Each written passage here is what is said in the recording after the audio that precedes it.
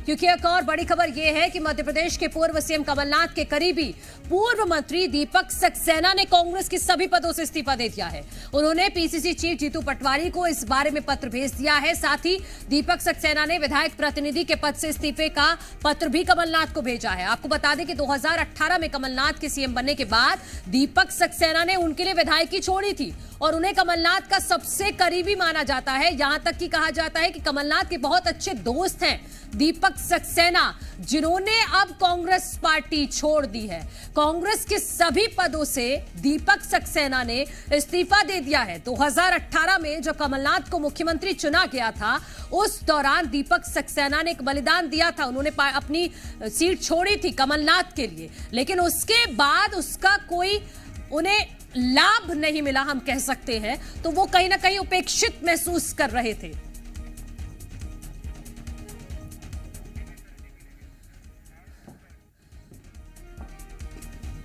वहीं मध्य प्रदेश के पूर्व सीएम कमलनाथ ने बीजेपी पर हमला बोलते हुए सोशल मीडिया पर पोस्ट किया है। उन्होंने कहा है कि बीजेपी कांग्रेस को कमजोर करने की कोशिश में जुटी है और इसके लिए बीजेपी सरकार निचले स्तर तक उतर आई है। कमलनाथ ने कहा कि पार्टी के शीर्ष नेतृत्व को 30 साल पुराने मामले तक में इनकम टैक्स के नोटिस भेजे जा रहे हैं। पार्टी के बैंक खातों को सीज किया जा रहा है। कमलनाथ ने कहा कि बीजेपी ने लोकतंत्र की हत्या कर कांग्रेस की चुनी हुई सरकार गिराई। कमलनाथ सरकार पर जांच एजेंसियों के दुरुपयोग का भी आरोप लगा रहे हैं। जी मीडिया संवाददाता प्रमोद शर्मा इस वक्त हमारे साथ जुड़ गए हैं। प्रमोद, दीपक सक्सेना कांग्रेस छोड़ रहे हैं। कमलनाथ के बहुत अच्छे दोस्त उनको कहा जाता है। दीपक सक्सेना ने बलिदान दिया था कांग्रेस कमलनाथ के लिए, लेकिन उसके बाद उसका लाभ उन्हें नहीं मिला, क्योंकि खबरें तो ये भी है कि वो एक्सपेक्ट कर रहे कि छिंदवाड़ा से उनको टिकट मिल जाता, लेकिन वैसा हुआ नहीं और उन्होंने पार्टी छोड़ दी।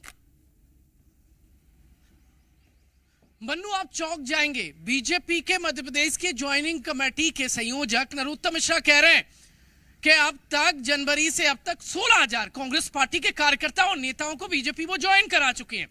हैरत की बात तो यह है कि कांग्रेस पार्टी के कर्ता धर्ता रहे और कांग्रेस पार्टी के दिग्गज नेता कमलनाथ के करीबी उन्हें छोड़कर जा रहे हैं।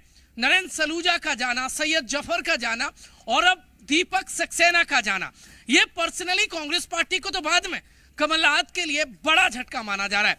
पूर्व मंत्री दीपक जोशी बहुत पहले चले गए, लेकिन अब कमलनाथ के करीबी दीपक सक्सेना कांग्रेस पार्टी को उजाला नहीं देंगे।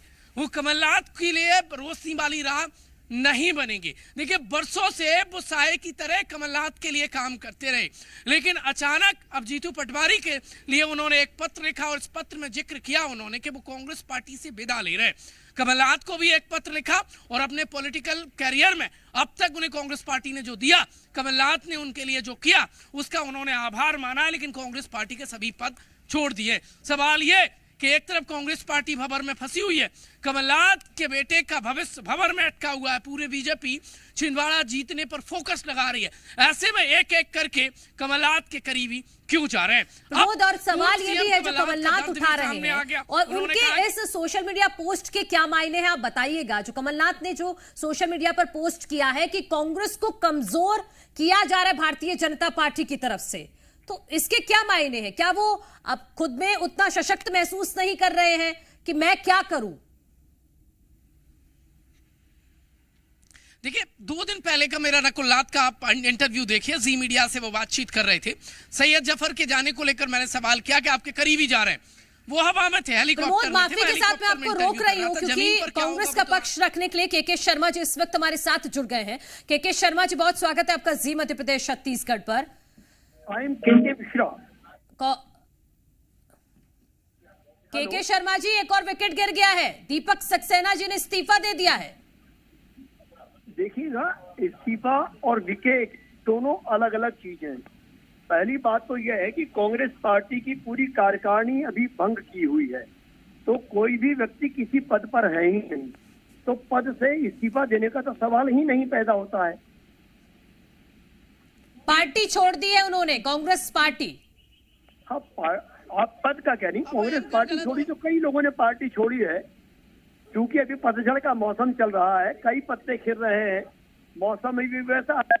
कांग्रेस पार्टी की जड़ें बड़ी मजबूत हैं, पत्ते खिलना अलग चीज है, और हमारी जड़ें इतनी मजबूत हैं कि कुछ दिनों बाद वो के मिश्रा जी, कमलनाथ जी ने सोशल मीडिया पर पोस्ट कर कहा है कि कांग्रेस कमजोर हो रही है, भारतीय जनता पार्टी कांग्रेस को कमजोर कर रही है, और आप कह रहे हैं जड़ें मजबूत हैं। मैं फिर कह रहा हूं आपसे कि भारतीय जनता पार्टी 10 जन्म में भी कांग्रेस पार्टी को कमजोर नहीं कर पाएगी। फिर कमलनाथ जी को क्यों लग रहा है कि कांग्रेस कमजोर हो रही है? मैं आपसे जो कह रहा हूं, मैं अपनी राय व्यक्त कर रहा हूं। आप पार्टी के प्रवक्ता हैं, मैं उम्मीद करती हूं कि आप अपनी नहीं पार्टी की राय रखिए प्लीज। हाँ, तो मैं पार्टी की राय ही रख रहा हूं कि 10 जन्म में भी भारतीय जनता पार्टी कांग्रेस पार्टी को कमजोर नहीं कर पाएगी। मैंने कई वसंत देखे हैं, कई झंझावात देखे हैं, और 1977 का वक्त भी मैंने बुरे से बुरा दौर था जब इंदिरा गांधी जी भी इलेक्शन हारी थी, वो वक्त भी मैंने देखा है। तो उस दृढ़ता से मैं कह रहा हूं कि कांग्रेस पार्टी के वजूद को और उसकी जड़ों पर कोई भी व्यक्ति हमला नहीं कर पाएगा। जो छिंदवाड़ा से एक एक करके कमलनाथ के करीबी जा रहे हैं भारतीय जनता पार्टी में, और बड़े नेता भी रोक कर रहे हैं, क्या उससे कांग्रेस पार्टी कमजोर नहीं हो रही है मध्य प्रदेश में? मैं फिर आपसे कह रहा हूं कि एक षड्यंत्र के तहत जो भी हो रहा हो सकता है। मेरे पास तो इस बात के भी प्रमाण है कि अमित शाह जी ने 250 करोड़ रुपए मध्य प्रदेश की भारतीय जनता पार्टी को दिए हैं कि कांग्रेस के नेता जो बिक रहे हैं उनको खरीद लीजिए, और वो ऑपरेट हो रहे हैं संजय पाठक जी से और नरोत्तम मिश्रा जी के माध्यम से।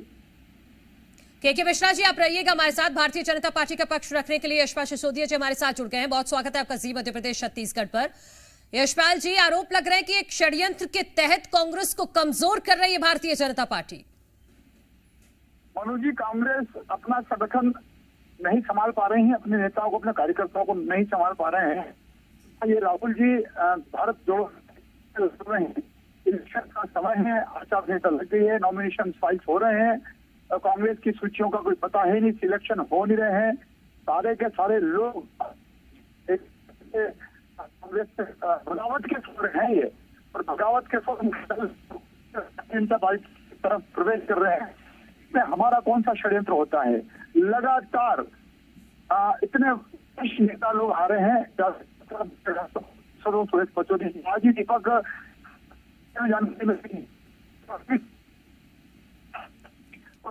यशपाल जी, मैं चाहती हूं कि आप दोबारा से जुड़िएगा क्योंकि आवाज थोड़ी दिक्कत कर रही है आपकी, मैं मुझे समझ नहीं पा रही हूं आप क्या कह रहे हो। अगर आप दोबारा फोन काटकर जुड़ पाएंगे तो आप, क्योंकि दीपक सक्सेना जी के बारे में कोई बड़ा अपडेट दे रहे हैं, तो मैं चाहती हूं कि आप वो बताइएगा जरूर। एक बार फिर से जुड़िएगा। लेकिन के मिश्रा जी को मैं शामिल कर लेती हूँ, और हमारे सहयोगी प्रमोद शर्मा भी, माफ कीजिए, हमारे साथ जुड़े हुए हैं ग्राउंड जीरो से। प्रमोद, अगर आप कोई सवाल लेना चाहते हैं के मिश्रा जी से तो ले सकते हैं।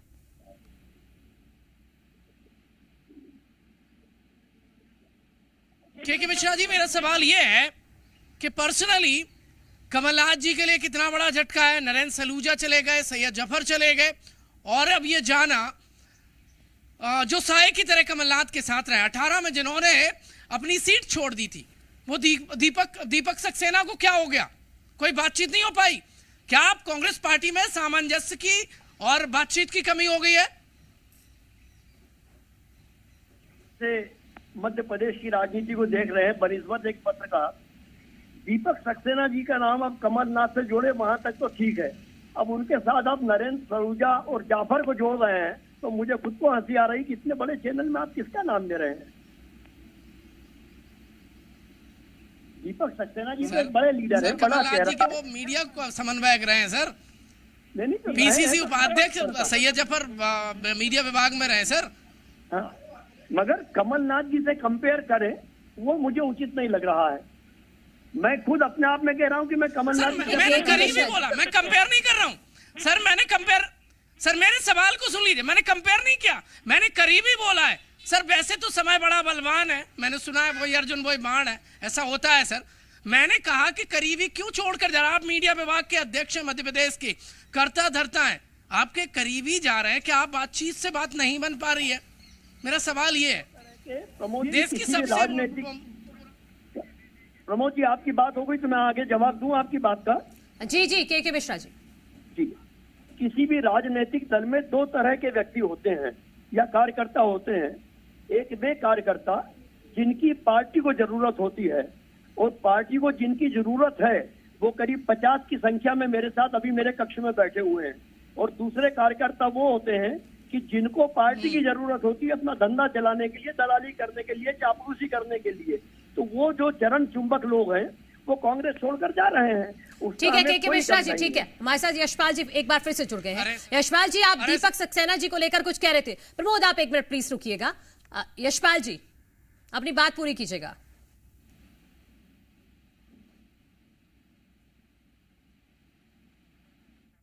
यशपाल जी, आवाज आ रही है आपको?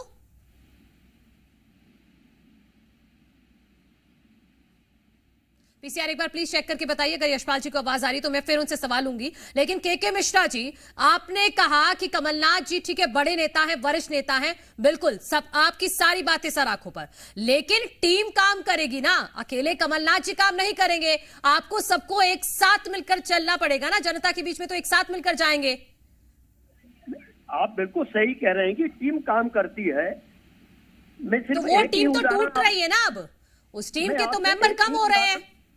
मैं एक ही उदाहरण आपसे देना चाहूंगा कि आप और हम कभी कभी परिवार के लिए सब्जी खरीदने जाते हैं सब्जी मंडी में, हम उस थैली में गोभी भी लाते हैं, मटर भी लाते हैं, टमाटर भी लाते हैं, आलू भी लाते हैं, हरी मिर्च भी लाते हैं, और जब घर जाकर थैली खोलते हैं तो उसमें कई टमाटर फूटे मिलते हैं। तो ये फूटे टमाटर हैं उस थैली में रखे हुए, सब्जी का स्वाद नहीं। आलू गोभी से मत जोड़िए आप राजनीति को। राजनीति तो बहुत पेचीदा चीज है ना, सिर्फ आलू गोभी देश तक तो सीमित नहीं है। मैं माफी के साथ में आपकी अब बात नहीं ले पाऊंगी क्योंकि वक्त की कमी है, इसलिए माफ कीजिएगा। के मिश्रा जी, बहुत शुक्रिया जी मध्य प्रदेश छत्तीसगढ़ के साथ जुड़ने के लिए।